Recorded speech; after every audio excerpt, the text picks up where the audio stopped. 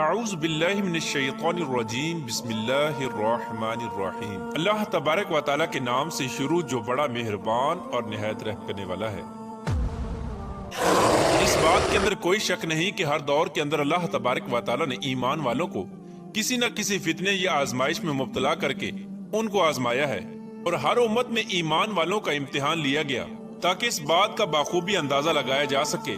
کہ کون دین کے ساتھ مخلص ہے اور کون منافق۔ لیکن ہر امت کے جن لوگوں نے اس امتحان کو پاس کیا اور حق کے ساتھ ڈٹے رہے تو وہ جنت کے مستحق قرار پائے، اور جن لوگوں نے اللہ تبارک و تعالیٰ کی وحدانیت کا انکار کیا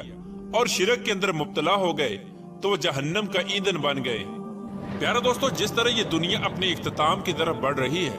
اور وقت بڑی تیزی کے ساتھ گزرتا چلا جا رہا ہے، اسی نفسا نفسی کے عالم میں ایک وقت ایسا بھی آنے والا ہے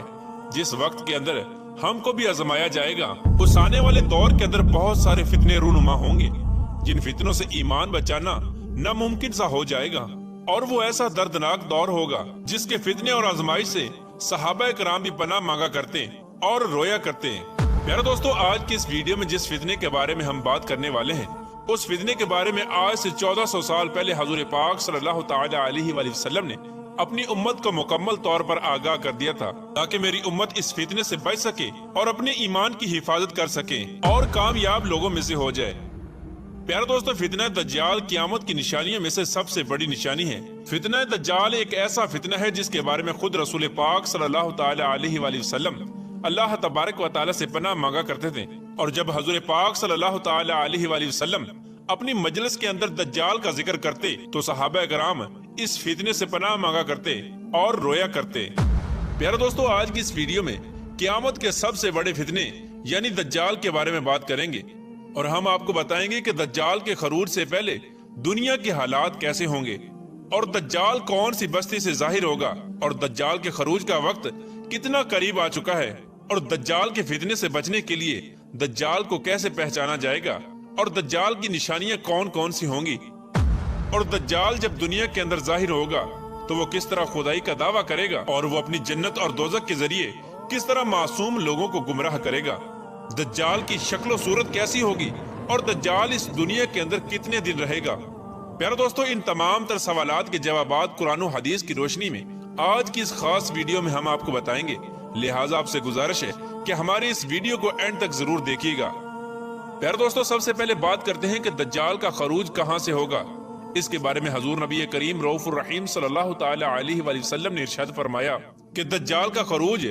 اصفہان کی یہودیہ نامی بستی سے ہوگا، اور دجال کے خروج سے پہلے دنیا کی حالت کیسی ہوگی۔ حضرت انس ابن مالک رضی اللہ تعالی عنہ روایت کرتے ہیں کہ نبی کریم رؤوف الرحیم صلی اللہ تعالی علیہ وآلہ وسلم نے ارشاد فرمایا کہ دجال کے خروج سے پہلے چند سال دھوکے اور فریب کے ہوں گے۔ اس دور کے اندر سچے کو جھوٹا بنا دیا جائے گا اور جھوٹے کو سچا بنا دیا جائے گا، خیانت کرنے والوں کو امانت دار بنا دیا جائے گا اور امانت داروں کو خیانت کرنے والا بنا دیا جائے گا۔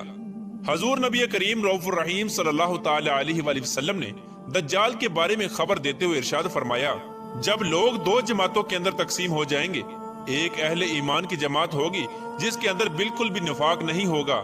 اور دوسری جماعت منافقوں کی ہوگی جن کے اندر بالکل بھی ایمان نہیں ہوگا۔ جب یہ دونوں جماعتیں اکٹھی ہو جائیں، یعنی اہل ایمان ایک طرف اور منافقین ایک طرف، تو اس وقت تم لوگ دجال کے خروج کا انتظار کرو کہ وہ آج آئے گا یا کل آئے گا۔ حضرت اسماء بنت یزید انصاری رضی اللہ تعالی عنہ روایت کرتی ہیں کہ رسول اللہ صلی اللہ تعالی علیہ وآلہ وسلم میرے گھر میں تشریف فرما تھے، اور آپ صلی اللہ تعالی علیہ وآلہ وسلم نے دجال کا بیان فرمایا، تو حضور پاک صلی اللہ تعالی علیہ وآلہ وسلم نے ارشاد فرمایا کہ دجال کے خروج سے پہلے 3 سال ایسے ہوں گے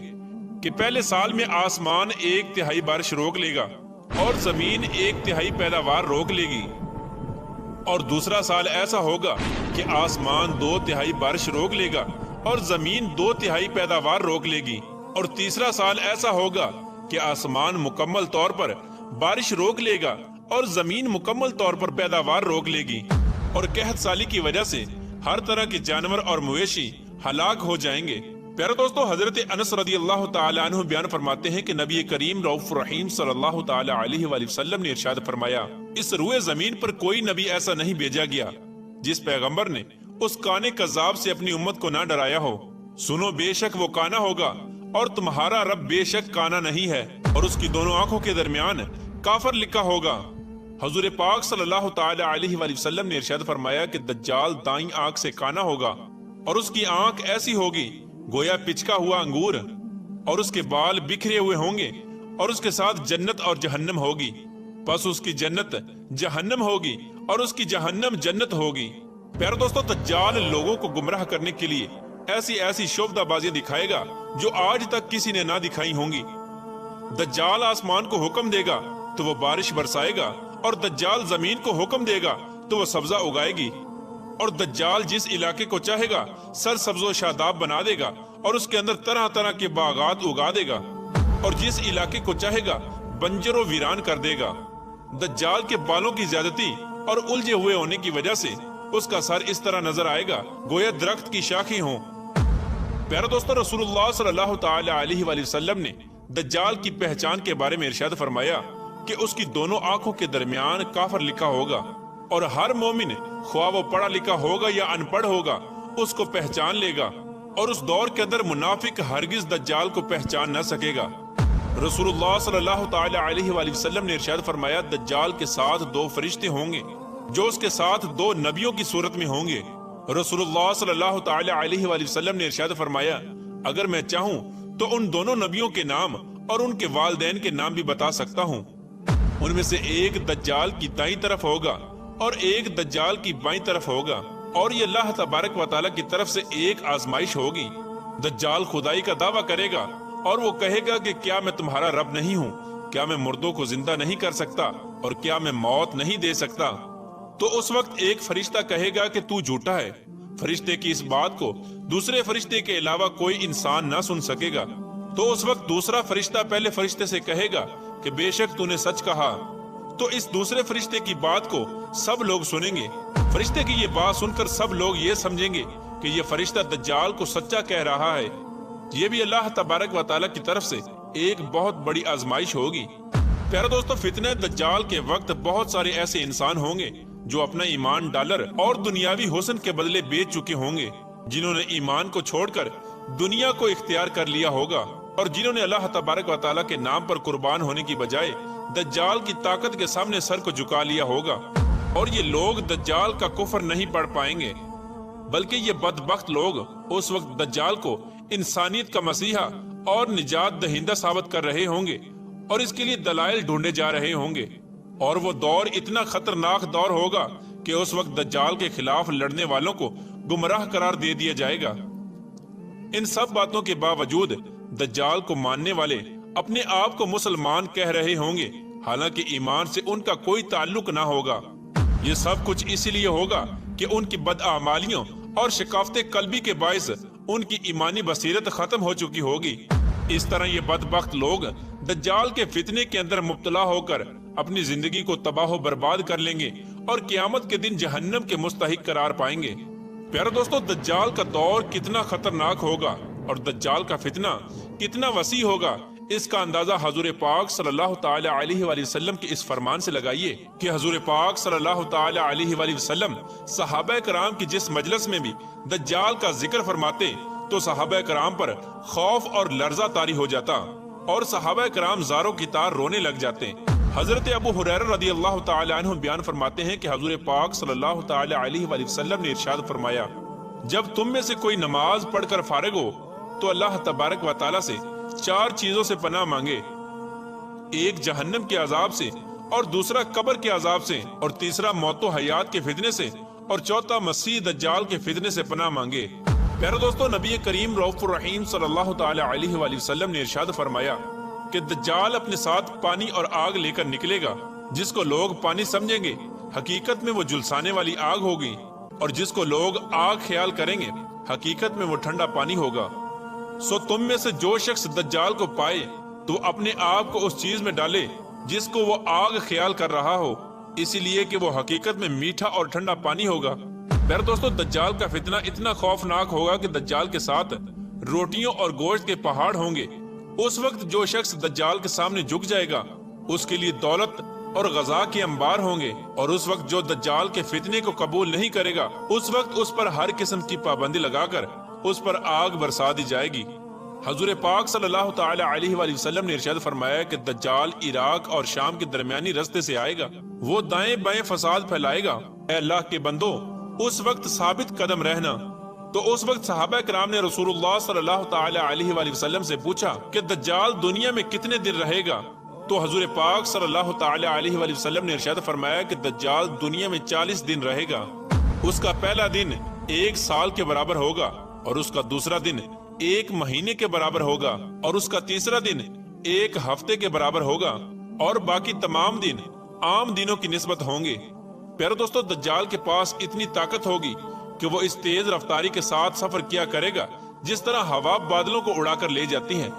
چنانچہ اسی دوران دجال ایک قوم کے پاس آئے گا اور اپنے آپ کو خدا ماننے کی دعوت دے گا، تو وہ لوگ اس پر ایمان لے آئیں گے اور اس کی بات مان لیں گے۔